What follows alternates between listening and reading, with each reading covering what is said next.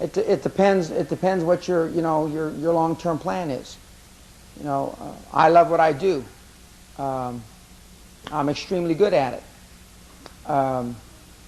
But everything that I've done, I haven't been extremely good at. I ultimately got extremely good at it, but it depends what you want to do. That's like when did you ever beat your wife? When did you beat your wife last? I'm not sure. I would take the one that made the most money, and I'd learn to like it. Quite simple, Yes, the lady in the back.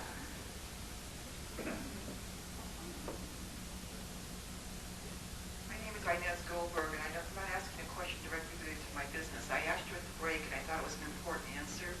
My question was... All my answers are important. Thank you. I thought that this is extremely important, one that I'd like everybody to hear. I asked you what made you different from your other siblings, because obviously you didn't have you for a father. What made you succeed where the others didn't? I believe part of it was my military experience. I was a pretty big screw up until I went in the military. I believe this country should have conscription again. I was given a lot of responsibility at a very young age. I believe that because nobody expected anything of me as a child, because I was such a big screw up, that it was more important to me to prove everybody wrong. In my family, you were either a civil servant, school teacher, policeman, fireman, kind of thing, so you could get a pension. They give the crap about we were products of the Depression. And I go up to Bel Air Country Club, and Jerry Orman, one of my mentors, same age as my dad, who runs around with Baron Hilton, and they're products of the Depression. Jerry Orman, he started his own company, with $18 in 1936 or whatever. So, I wanted to prove, it's a very satisfying feeling for me to know that I've made more money than, since time began, than my family cumulatively by a factor of 100. It warms the cockles of my heart. It warms my groin. And the fact that no one in my family can relate. If my father were here today, standing 76 years old, retired in Palm Desert, he would say, I don't have a clue as to why Dan turned out the way he did. It certainly was in spite of me. And especially in my ethnic background, they take pride at successes. Nobody in my family takes pride, because I tell them they didn't have a goddamn thing to do with it. So don't you be sucking off my success.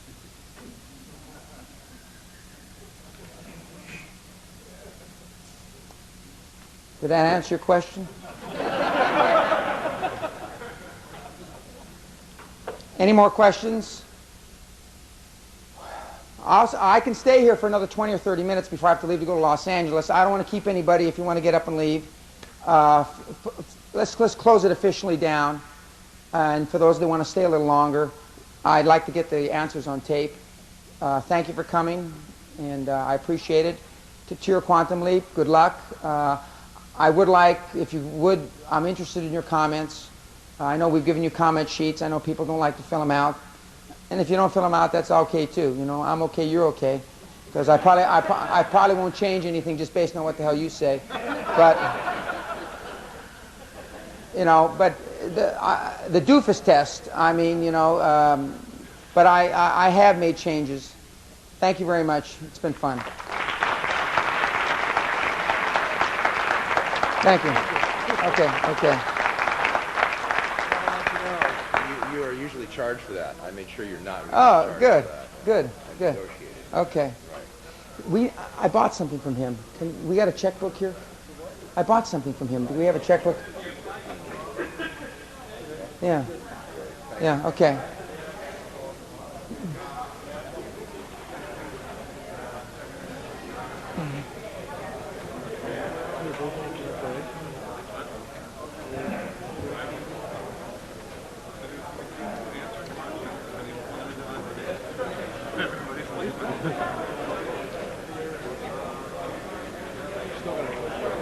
Okay, well, that's good.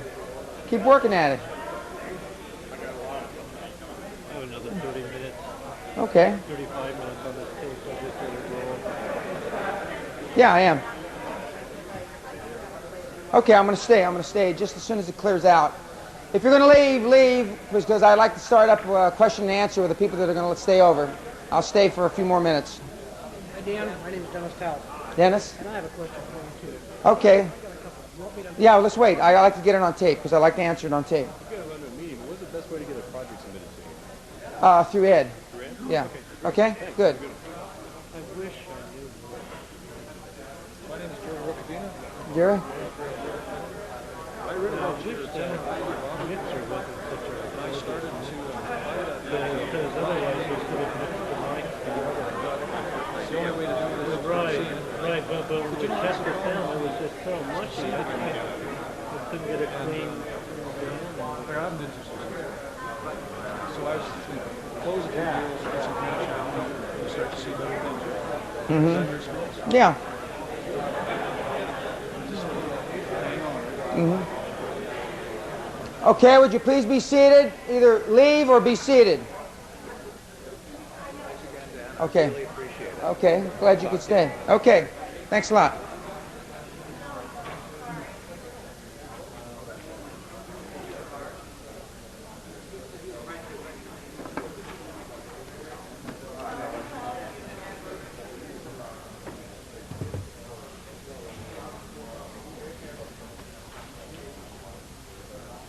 Okay, are we on? Okay, ma'am. Oh, where's the mic? Mike? Ed, do you have the mic?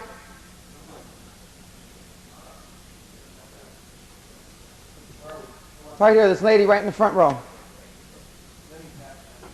Dan, I'm Lynn Smalls from Denver, and we have 3 veterinary clinics called PetVet. My question is, there's a lot of chaos starting up in the veterinary field because of the entrance of large corporations into veterinary clinic ownership, i.e. PetSmart is putting veterinary clinics in their superstores. There's a corporation here in California coming in who's gone public with Heinz Corporation. There is a niche for small, well-run clinics who don't try to be everything to everyone. In surveying the chaos, and some of the... By the way, my Great Dane's name is Chaos. I have a 7.5-month-old Great Dane who weighs 145 pounds. And his name is Chaos because I like to remember chaos means money. Go ahead.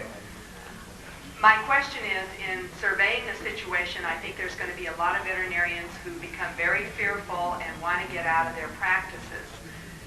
Would you look at a situation from your vantage point and say this is an opportune time to buy practices, this is an opportune time to build my own practices in niches, or this is an opportune time to joint venture with owners and help them run their practices better and market together in answer to the large corporations?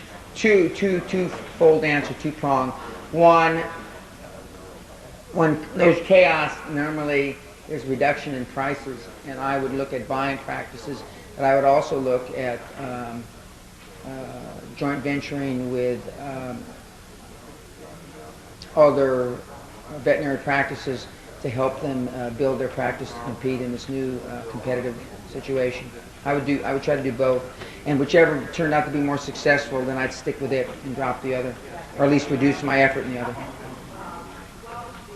Give away, or not give away, but in the joint venture situation where you go in with an existing practice, what would your expectation of ownership be in that? Well, it's their practice? Yes. Are you spending any money? You doing anything? Yeah, we'll get in there. A lot of these are pretty doggy-looking places, so we're going to clean them up, brighten them up. You're gonna puff them up like a show dog. That's I it. understand. And is this gonna cost money? It'll cost some money. It doesn't have to be horrendous. Well, I mean, one way of doing it is, depending on how desperate the other side is, either it's I want 75% of all increased revenue till I get my investment back, or until I get 3 times my money back, and then the deal's 50-50. That's one approach, which they will more inclinedly be more willing to do because you're not taking any of their existing business, or 25% of the existing profit going forward, working towards 50% when you reach some benchmark, whatever the number is, 50,000, 500,000, or $1 million, whatever the benchmark is. So they have the feeling that you're working into the program. Of course, you're buying with their own money. So really, in the end of the day, it doesn't matter what the hell the percentage is because you're doing it with their money. At the end of the day, as long as you can pay for it out of their money, it doesn't matter. It's, it'll matter to them, but it shouldn't matter to you. Probably will matter to you because I'm working there 50 hours a week and I'm not going to let them date. I mean, it shouldn't matter. It's not your deal. It's their deal. And if they don't like it, then you just go on and offer the opportunity to somebody else. There's a lot of veterinary hospitals and clinics or whatever. So that's how I would do it. And you see that as the better avenue than going out and opening up more in that climate? No, there's already too many veterinary hospitals in the world. I wouldn't open up any new ones. That's just a gut feel. It's probably right.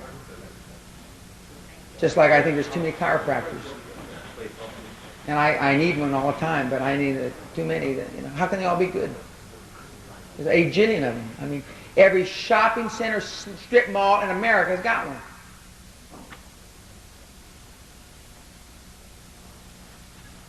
Okay, the young lady here. Hi, my name is Jennifer Cole Cummings.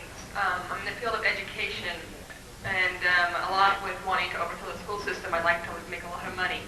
Well, that's an interesting dichotomy, yes. Okay. And education is usually known for its poverty consciousness. So I would like to know... My wife's an exception to that. My wife is a trained teacher in the state of California. She has a lifetime credential or exemption, whatever you call it. And she taught for 10 years, the first 10 years I knew her. And she didn't have that poverty consciousness. Yeah, I don't either. That's why okay, she was a quick learner. She married me. Well, short of marrying the money, how would you suggest that I would make, in wanting to live my passion and wanting to really contribute and especially help young people break out, make quantum leaps in their thinking and undo what the school system is doing to them? How would you suggest some businesses to actually make some significant money?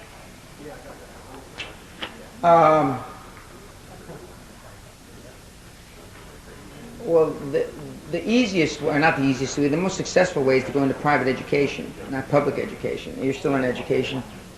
And ultimately found a school that becomes very famous, like in Los Angeles, there's Chadwick, which is a famous private school my kids used to go to, and there's Buckley, and all the posh schools. But write a book, get sponsorship by a big foundation, as some of the names I've thrown around, the Rockefellers. I mean, there's literally thousands of these foundations in America. You're going to have to write to a lot of them, call a lot of them, but eventually you'll find one that will fund, that you will happen to be coincidentally on the same track as they.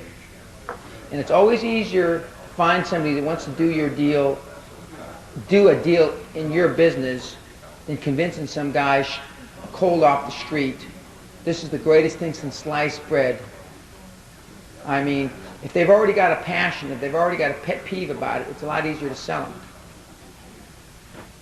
I mean, legitimately, morally, and all that. So I would find somebody that's already interested in co-author a book, write a book, go on the Jesse Raphael tour and all that, They have talk show hosts now that are 25 years old, because now they say you need talk shows for kids, for little doofus kids. Yeah. I said, who cares what they think? I mean, unbelievable. Yes. Yes, sir. It's not on. You did something to it. Both switches to the outside. How's that? Yeah, perfect. Okay, my name is Dennis Tout, and I'm here from Oregon. My wife and I own a couple of small businesses. One's a mortgage company, and another one is a franchise with PR Business Brokers. The question, a couple of them. First of all, I really believe in your philosophy about saying things like they are and speaking your mind. However, I oftentimes come across a little bit too hard, and there's a real fine line between saying what you believe and being rude. And I've crossed over that line on a few occasions. I have a lot of people that respect me business-wise, and I have a lot of good clients, but I've also turned off a lot of people by crossing over that line. You answered part of the question by what your last statement. You just cross that off and forget about it, or move on smartly. Keep moving. keep moving. Well, Throw away those prospect cards. okay, all right. Let's go on to the next one. What about if you have a business in which you've been very successful and you've made a lot of money, but you could make more if you had to deal with a group of people for a long period of time, not just a one-time thing, but for a long period of time in which you do not like and have no respect for, but it's going to end up prospering your business and making a great deal more money for you. How do you handle that situation? Okay, that's a lot easier than you think. As long as you're not, this is just one man's opinion, as long as you are not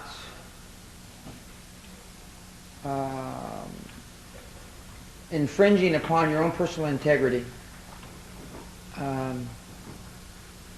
I see no reason, there's no problem with it.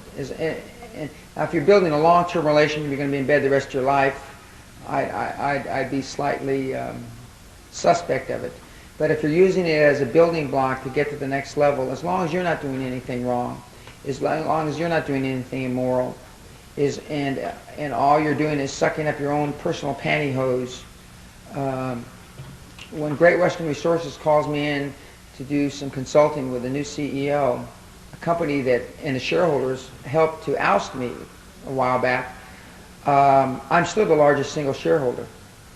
It's in my best interest that Great Western survive and succeed in a big way. And many of you in this room, some of which have already left, couldn't go back to Great Western Resources and walk through those doors and walk on that marble and walk down the big, ivy-covered walls because of that. A great example is when people get a divorce. I mean, my mother talks about the divorce like it was this morning. They got divorced August of 1967. It depends how you pay price to action. As long as you're not doing anything wrong, I don't see anything wrong with it. Now, if you're doing something wrong, then I have a lot wrong with it. Okay, and I'm not saying that you go to bed with the president of Haiti, or the bad president, the one they just kicked out, whatever, General what's his face, whatever. And so I don't have as big a problem with that. But it depends how it fits into the big scheme, the big picture. Is it a stepping stone? If it's not, and if it's just a pure to make money off of the backs of somebody that you despise, and it's just for that buck, then the answer is no, I wouldn't do that. I mean, that's not my style. I could have made a lot more money than I did if I'd done stuff like that. But that's not my style. There is a pay price to action of things I will not do for money. There's a whole bunch of that. I'll do a lot more than anybody in this audience. But I mean, there's certain things I won't do. And that's one of them. I mean, because like my mother used to say, you go to bed with dogs, you get up with fleas. She was referring to the women I went out with. And and that rubs off on you. Bad people rub off on you just as good people do. So I hope I answered your question. Well, you did in a way. It's not that I would be dealing with bad people or anything like that. It's just dealing with a group of people that perhaps have a bigger ego than mine, and we just clash. Well, then I changed my answer to absolutely you should do business with them. So just suck up. Yeah, suck it up. Suck up your pantyhose. Okay. Yeah.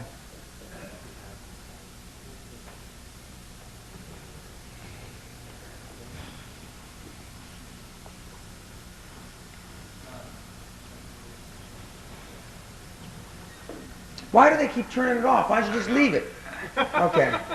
Doofus. Is this part of the doofus test? You just hand the mic, da-da-da-da-da-da.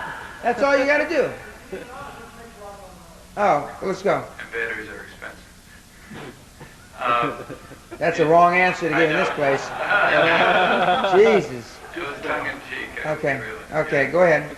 I have a gut feeling that you have a tremendous gut feeling of how to pair money with where you're at in this continuum process. In other words, how much to expect with where you're at.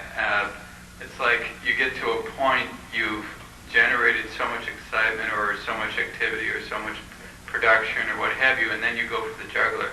And I think that's a very fine point here that would be nice to stress, but I don't know how you could react to that. I'm thinking about some of the things you said. Does anything? I go for the jugular right away. I don't screw around. And if I've led you to believe any different, I mean, I must have done something wrong today. No, I mean, I let people know where I'm coming from the get-go, the first microsecond that they meet me. I don't piss around. Well, I guess I said it wrong then, because I'm thinking about in terms of when you work your way to like syndication. I guess it's the value of what you've done that you're building. Correct. To a point that you can get to that point. Well, no, it's forever growing. If the growth process is what you're interested in, quantum growing, ladies and gentlemen, is a never-ending process, because you'll have troughs and peaks forever, your whole life. I don't care what you do, where you do it, no matter how successful you are, you will have troughs and peaks for the rest of your life as long as you're out there amongst them. You'll have batting streaks where you hit 4 or 5 home runs, and you'll have streaks where you don't get a hit. This is life. This is, as I said, business isn't static. It's forever changing. It changes day by day, hour by hour, minute by minute. As we speak today, the business environment in this country is changing. So, I mean, it's not that one to go for the jugular. Every deal is the jugular. Every deal's got a jugular vein. And every big deal, I squeeze on it. And sometimes I have to squeeze so they lose consciousness because there's no oxygen to their brain. Sometimes I got to choke them to death. Sometimes I got to cut their head off. Sometimes all I've got to do is shake hands. Sometimes all I have to do is give them some praise. Sometimes I got to kick them in the ass. I mean, it's static. I mean, it's forever. Look at Rick Scott. They told him that these last several billion-dollar acquisitions that he's made, it would take him years to assimilate all these companies. He just keeps making $4 or $5 billion acquisition on top of $4 or $5 billion. He doesn't care what all the management guys say. He doesn't give a damn. You just continue to do it. It's a never-ending process, because some of the deals you're going to do, they're going to lose. Except for like Taylor or Don over there, he doesn't do the deals, so you can't hardly lose if you don't do the deals. Just a real quick follow-up. Something just occurred to me. It seems like through your investigation, you also realize a lot of the tools that are able to be used as you need them, and then you put them in place when you feel they're appropriate. Sure, that's experience. That's 50,000 plus business decisions. The only way you get that experience, ladies and gentlemen, is to make decisions. Most people that attend these seminars are afraid to make decisions. Most people, when they leave the seminar, are still afraid to make decisions. That's life. Only a few of you will I have touched today. And it's not necessarily the ones that are still here. That doesn't mean spit. That is life. And I got used to that a long time ago. I got used to it the first year I taught college And I was so disappointed that we went from 413 students down to one, and I had one superstar. John Macias, happens to be a Latino kid. I mean, when he came to my class, he stuttered, couldn't talk. He wore a tie to class. You don't wear a tie to school at Cal State Northridge in 1992. You don't do that. He took more crap from more students, calling them all kinds of awful names.